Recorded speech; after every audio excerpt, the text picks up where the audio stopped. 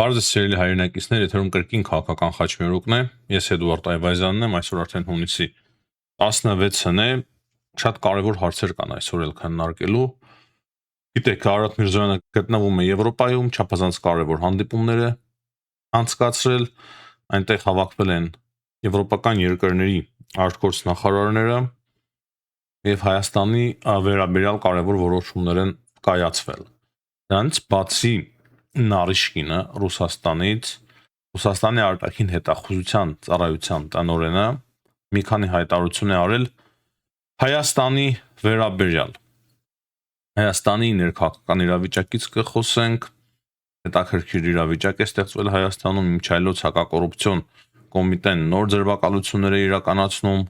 նոր բացահայտումներ կան ընտրակաշարքի վերաբերյալ։ Դրանից բացի երեք տեղեկացանք նաև, որ Հայաստանում հունիսի 17-ից 25-ը կանցկացվի Արծիվ գործընկեր 2026 զորավարժությունները, որին որ կմիանան նաև Ֆրանսիայի զինվորականները եւ Հունաստանի, կան Ամերիկայի Միացյալ Նահանգների զինվորականներին կմիանան Ֆրանսիայի եւ Հունաստանի զինվորականները եւ 4 երկրով միասին այս տարի կանցկացնեն Արծիվ գործընկեր 2026 զորավարժությունները։ Եվ էլի մի շարք հարցեր, որոնք որ նույնպես կարևոր են, անպայման կքննարկենք, վերջում կխոսենք Իրանից, քանի որ Իրանի շուրջ հիմա շատ հետաքրքիր իրադարձություններ են, տեսնում եք, բենզինի գները նվազում են, կարծես թե պայմանավորվածությունները պետք է աշխատեն, չեմ ուզում առաջ ընկնել, բայց Իսրայելը իր անհամաձայնությունն է հայտնում եւ պետք է հասկանանք, թե ինչ կարող է տեղի ունենալ։ Իսրայելը կսկսի նոր պատերազմ, չի սկսի, բայց փորձենք միասին հասկանալ։ Անպայման լայքերը դրեք, սիրելի հայրենակիցներ, դա ուղղակի հրաշք է գործում մեր յուրաքանչյուր հաղորդման համար։ Մեկնաբանեք, բաժանորդագրվեք, եթե չեք բաժանորդագրվել, դա եւս շատ կարևոր է, ինչպես նաեւ եթե հնարավոր է տարածեք։ Սկսենք նրանից, որ արտգործ նախարար Արարատ Միրզոյանը գտնվում է Եվրոպայում եւ շատ կարևոր հանդիպումներ են այնտեղ ունեցել։ Հատկապես Կայա Կալասի հետ է եղել շատ կարևոր նրա հանդիպումը, ինչպես նաև Մարտակոսի հետ։ Առանձին երկրների եվրոպական արտգործ նախարարների հետ նույնպես հանդիպումը Արարատ Միրզոյանի կարևոր է, բայց մենք տեսնում ենք ամենակարևոր հայտարարությունները հենց Կայա Կալասի եւ Մարտակոսի կողմից։ Սկսենք հենց ամենասկզբից եւ հերթականությամբ, որպեսզի հասկանանք, թե ինչ է տեղի ունեցել եւ ինչ է տեղի ունենում։ Որ մենք Կայա Կալասը ամենասկզբից հայտարարել է, որ մենք սկսել ենք Հայաստանի վերաբերյալ նախաճաշ եւ այդ նախաճաշին կմիանա Հայաստանի արտգործ նախարար Արարատ Միրզոյանը։ Կայա Կալասի խոսքերով նրանք նոր են ընտրություններ անցկացրել եւ մենք ականատես ենք եղել Ռուսաստանի կողմից աճող ճնշմանը, որpիսի նրանք փոխեն իրենց ուղին։ Այդ իսկ պատճառով մենք պետք է աջակցենք նրանց, որպիսի լինի դիմակայուն Հայաստանը։ Սա շատ կարևոր հայտարարություն էր հենց ամենասկզբին։ Ասում եմ ամեն ինչ շատ պարզ, չափից դուրս պարզ ասված էր։ Հետո արդեն օրվա ընթացքում մենք ունեցանք Մարտակոսի հայտարարությունը, տեսանք նաև տեսանյութը, որ Արարատ Միրզոյանը Մարտակոսի հետ է հանդիպել։ Մարտակոսը ասում է, այսինքն եվրոպական ընդլայնման հարցերով հանձնակատար Մարտակոսի մասին է խոսքը։ Մարտակոսը ասում է, որ մենք կտրամադրենք ֆինանսական օգնություն եւ կօգնենք Հայաստանին ավելի հեշտացնել առևտուրը հարևանների եւ Եվրոպայի հետ։ Այսինքն այդ որոշումն է հիմա կայացրել եւ կայացնում Եվրոպան։ Նա նաեւ տեղեկացրել է, որ շուտով ինքը հուլիսի 5-ին կմեկնի Երևան, որպիսի կոնկրետ արդեն քայլեր ձեռնարկվեն։ Այսինքն Երևան նրա գալը չափազանց կարևոր է, որպիսի ավելի կոնկրետ քայլեր ձեռնարկվեն։ Այնինչ Եվրոպան արեց, իրական նախադեպ էր եւ այդպես արագ ռեժիմով Եվրոպան երբեք չէր գործե, ինչը տեղի ունեցավ Հայաստանի համար։ Շատ հետաքրքիր է, կողքի դրեցին շատ արագ իրենց բյուրոկրատական այդ մեխանիզմները եւ շատ արագ գործեցին։ Բայց հիմա արդեն ավելի կայուն, ավելի որոշիչ օգնություն պետք է տրամադրվի Հայաստանին։ Հետո մենք տեսանք Կայա Կալասի մյուս հայտարարությունը, որ Եվրամիությունը պատրաստ է առևտրի եւ տնտեսական աջակցության միջոցառումներ իրականացնել Հայաստանի համար, հատուկ փաթեթ է մշակում Հայաստանի համար, որը կօգնի Հայաստանին դիմակայել անարդար առևտրային սահմանափակումներին, Ռուսաստանի կողմից մտցված անարդար սահմանափակումներին։ Եվ այս մասին Կայա Կալասը հայտարարել է եվրոպական դիվանագետների ղեկավարների հետ հանդիպման ընթացքում, այսինքն Եվրամիության երկրների արտգործնախարարների հետ հանդիպման ընթացքում։ Եվ այս հայտարարությունները մեզ համար բավարար են, որպեսզի մենք հասկանանք այն, որ հենց հիմա Եվրամիությունը շատ կարևոր ծրագիր է մշակում, օգնության ծրագիր Հայաստանի համար։ Ես կարծում եմ եւ գրեթե համոզված եմ, որ խոսքը այդ 50 միլիոն եվրոյի մասին չէ, ավելի լուրջ, ավելի մեծ, ավելի աշխատող օգնության փաթեթի մասին է խոսքը։ Եվ դրանից բացի կարող է մի շարք պայմանագրեր ստորագրեն հայկական կողմի հետ, մի շարք որոշումներ կայացնի Եվրամիությունը, որպեսզի Հայաստան ավելի հեշտ եւ ավելի արագ կարողանա իր ապրանքները արտահանել Եվրոպա։ Եվ այս ֆոնին, սիրելի հայրենակիցներ, մենք ստանում ենք Սերգեյ Նարիշկինի հայտարարությունները, Ռուսաստանի արտաքին հետախուզության ծառայության տնօրեն Սերգեյ Նարիշկինի հայտարարությունները։ Ինչու համար են սրանք մեզ համար կարևոր, մեկ-մեկ ասում են ինչու եք մեջբերում ռուսների խոսքերը, անիմաստ տեղը մի խոսեք ռուսներից։ Չէ, մենք պետք է գիտնանք իրենց յուրաքանչյուր հայտարարություն, իրենց մտածելակերպ, ես որպես մեկ-մեկ փորձում եմ նաև փորձում եմ ոչ միայն քաղաքականության տեսանկյունից դիտել իրենց հայտարարությունները, այլ նաև հոգեբանական ազդեցության իմաստը դրա հասկանալ մեր վրա, նաև թե ինչ են իրենք մտածում, երբ որ անում են այդպիսի հայտարարություն, ինչ են զգում իրենք։ Եվ ասեմ, որ Ռուսաստանի մոտ այդ զգացմունքները բավականին խճճված են, իրենք դեզօրիենտացված են, կոնկրետ չգիտեն թե ինչ անեն։ Ավելի մանրամասն ասեմ, ըստ իմ պատկերացմամբ ռուսների մոտ հիմա այնպիսի իրավիճակ է, որ իրենք հասկանում են, որ սխալ են գործել Վրաստանում, սխալ են գործել Ուկրաինայի նկատմամբ, սխալ են գործել Մոլդովայի նկատմամբ եւ սխալ են գործում Հայաստանի նկատմամբ։ Հայաստանի նկատմամբ իրենց սխալ գործի մեջ դերևս իրենք կեսին էլ չեն մոտեցել, բայց արդեն զգում են, որ իրենց գործելավոճը սխալ է։ Միևնույն է շարունակում են, բայց կարծես թե այդ գիտակցությունը կա, որ իրենք զգում են, որ մի բան այն չի։ Միշտ իրենք սխալ քայլեր են իրականացնում, ավելի թշնամացնելով հարևան երկրներին, հետխորհրդային միության անդամ երկրներին եւ երկրների այդ ժողովուրդներին։ Եվ հիմա տեսնենք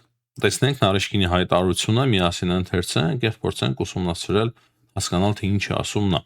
Ուրեմն նրա խոսքերով Հայաստանի ղեկավարությունը սխալ կգործի, եթե հույսը դնի միայն արևմուտքի որևէ օգնության կամ աջակցության վրա։ Նախ Նարիշկինը մեկը լիներ ասեր. դուք փակում եք հայկական բեռների համար ճանապարհը, էմբարգո եք մտցնում հայկական բեռների նկատմամբ եւ Հայաստանը չպետք է հույսը դնի արևմուտքի որևէ օգնության կամ աջակցության վրա, ինչ այլ ընտրանք եք թողնում Հայաստանին։ Եվ նա շարունակում է ասելով, որ սա կբարթացնի իրավիճակը հանրապետությունում։ Այսինքն դու ասում ես, որ Հայաստանը եթե հույսը դնի միայն արևմտյան օգնության վրա, սա կբարթացնի իրավիճակը Հայաստանում։ Այսինքն դուք խոստովանում եք, շատ հստակ ձևով խոստովանում եք, որ Հայաստանում կա 5-րդ շարասյուն, որը որ ձեզ է ծառայում։ Այդ ուժերը կբարթացնեն իրավիճակը Հայաստանի Հանրապետությունում։ Ես շտապեմ ձեզ հիասթափեցնել, քանի որ այդ ուժերի օրերը միանգամից հաշված կլինեն, արդեն իսկ հաշված են։ Հետո շարունակում է Նարիշկինը ասելով, որ Հայաստանում իրավիճակը բարդ է, իսկ ընտրությունների արդյունքները որոշակի իմաստով կասկածելի են։ Փորձենք նաև այս նախադասությունը վերլուծել։ Հայաստանում իրավիճակը բարդ է ասելով, ինքը ցանկալին շփոթում է իրականության հետ։ Ռուսաստանը ցանկանում է, որ Հայաստանում իրավիճակը բարդ լինի, ներքաղաքական, բայց իրականում դա այդպես չէ։ Իրենք փորձում են ներկայացնել դա այդպես, բայց իրականում դա այդպես չէ, մենք բոլորը շատ լավ գիտենք եւ տեսնում ենք, ուղղակի փորձում են ազդել նաեւ հայ հասարակության վրա։ Նախադասության հաջորդ մասը իսկ ընտրությունների արդյունքները որոշակի իմաստով կասկածելի են։ Որոշակի իմաստով ձեր դիտորդները նման բան չեն արձանագրել։ Սա էլ քաղաքական հայտարարություն է, ինչպես որ քաղաքական հայտարարություն են անում հիմա Հայաստանում տարբեր ընդդիմադիր կոչվող իրականում ռուսական կուսակցություններ։ Բայց որոշակի բառը այդտեղ շատ լավն է, շատ դուրս գալիս է, քանի որ որոշակի վախ կան Արեշկինի մեջ, որովհետև օգտագործում է որոշակի իմաստով կասկածելի են։ Չի ասում անարդար են։ Որոշակի իմաստով կասկածելի են։ Այդ իսկ բառի մեջ ինքը բազմաթիվ կասկածներ է դնում։ Եվ ամենավերջում, ամենահետաքրքիրը, նա ասում է, որ Մոսկվան ակնկալում է պահպանել լավ հարաբերություններ եւ զարգացնել համագործակցությունը Երևանի հետ։ Սա ամենակարևոր նախադասությունն է, եւ այստեղից մենք հասկանում ենք, որ ռուսները իրոք շփոթմունքի մեջ են,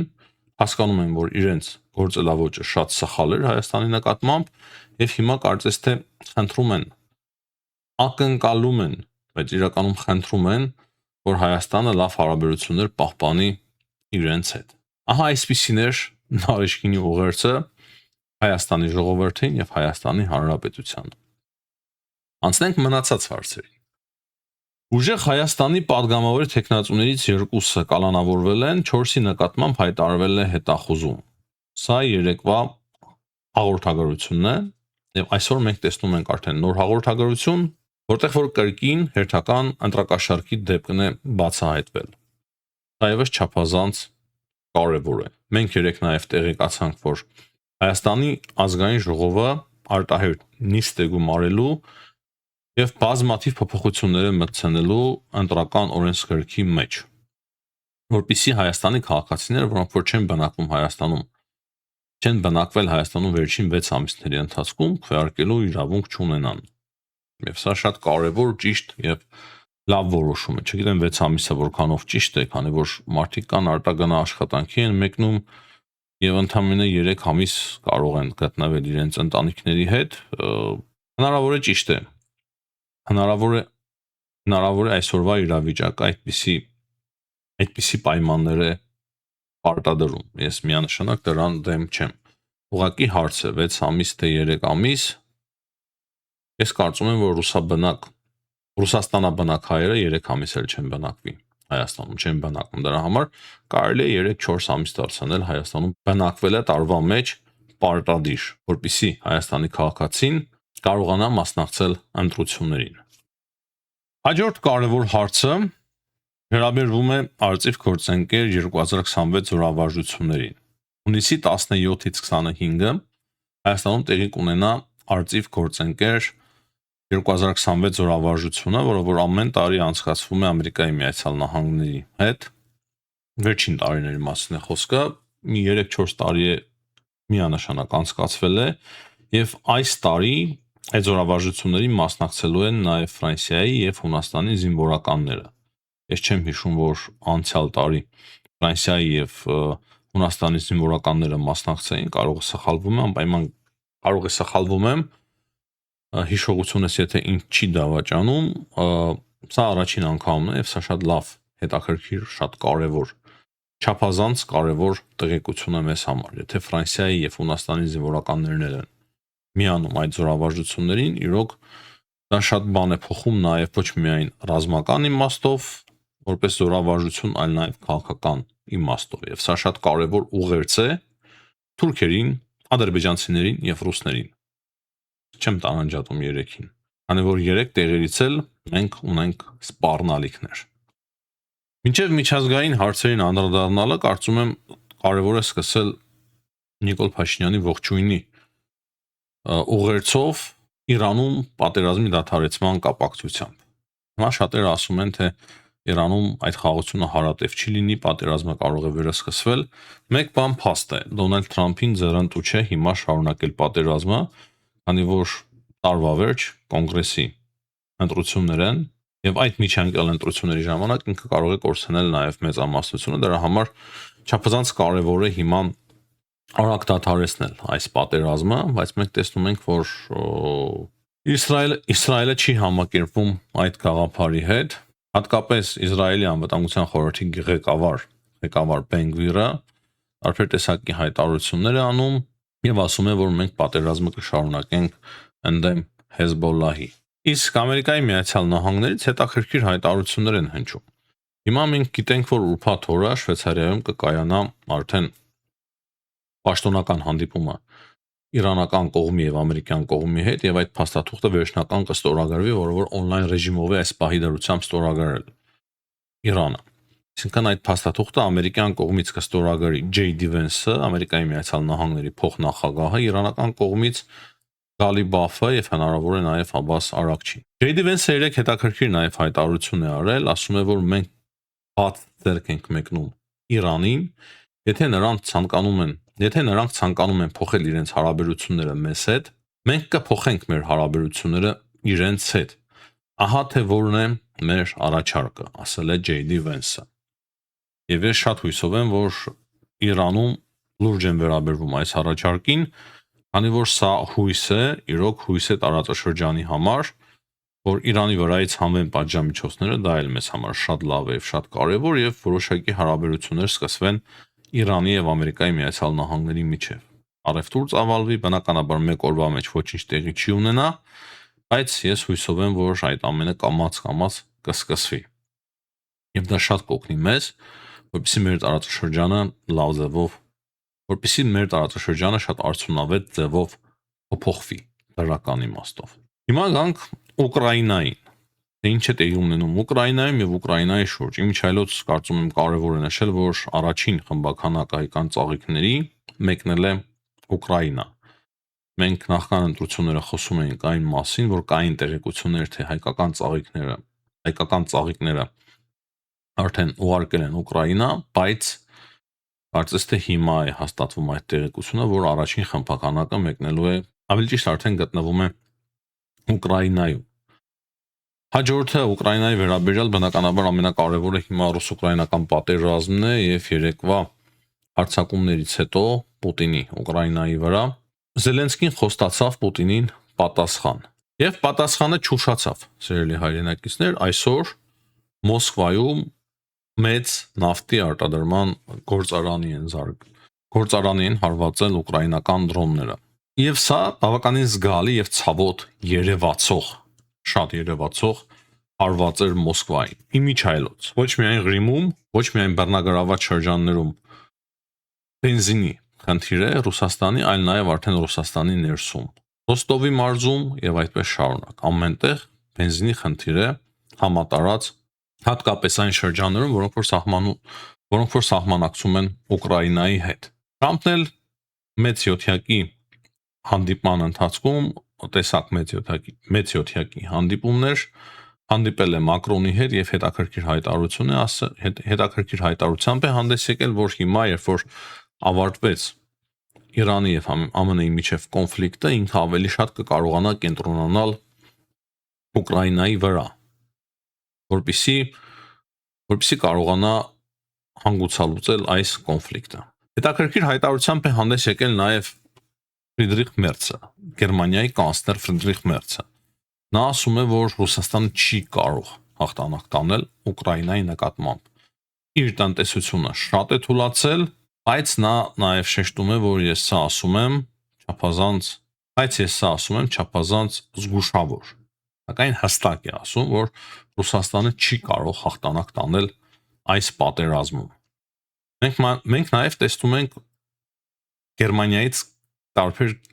Մենք նաև տեսնում ենք Գերմանիայից գեներալի ազգանունը մոռացա հայտարարությունը, որ եթե Ռուսաստանը հանկարծ հարձակվի Բալթյան երկրների վրա, ապա Գերմանիան կարող է շատ ցավոտ հարված հասցնել Ռուսաստանի Դաշնությանը։ Նման հայտարարություններ երկրորդ համաշխարհային պատերազմից հետո Գերմանիայից չէին արվել։ Սա առաջին անգամ է, եւ սա շատ հետաքրքիր եւ շատ կարեւոր հայտարարություն է։ Փաստացի արդեն Գերմանիան իր մեջ գտավ ուժ եւ համարձակություն հստակ հայտարարելու, որ եթե դուք հարձակվեք որևիցե եվրոպական երկրի վրա, ՆԱՏՕ-ի անդամ երկրի վրա, Եվրամիության անդամ երկրի վրա, ապա մենք ցավոտ հարված կհասցնենք ձեզ։ Շատ հետաքրքիր հայտարարություն է եւ շատ հետաքրքիր ժամանակահատված ունենք մենք բոլորս ապրում, սիրելի հայրենակիցներ։ Հիմնականում այսքանը։ Հաջողություն եմ մաղթում բոլորին, ցտեսություն, կհանդիպենք։